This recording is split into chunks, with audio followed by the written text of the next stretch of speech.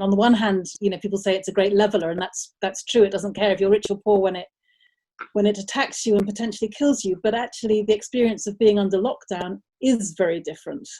If you've got a big house and a big garden, that's very different from being somewhere where you don't have those things, and where you are genuinely worried from one day to the next as to how you're going to put food on the table, and you don't know if your job's there, and you're one of the million people that's trying to get hold of universal credit, and people aren't getting back to you because they're so overworked. So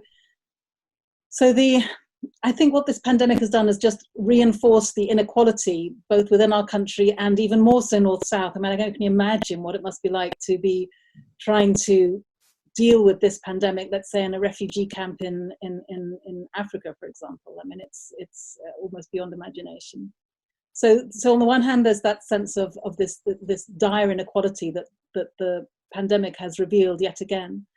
But also, I think it's put flesh on the bones of the word solidarity. Solidarity is a word that we can use very glibly sometimes and perhaps not think about what it really means. But I think, building on what George was saying about the choices that face us, and that there's nothing foreordained about which way we come out of this crisis, whether we come out in a way that is harmful to people and planet, or whether we come out in a much more beautiful way.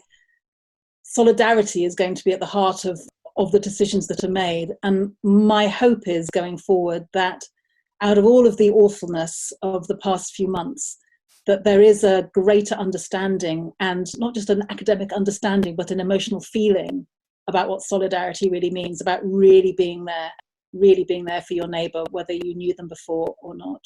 The Flip!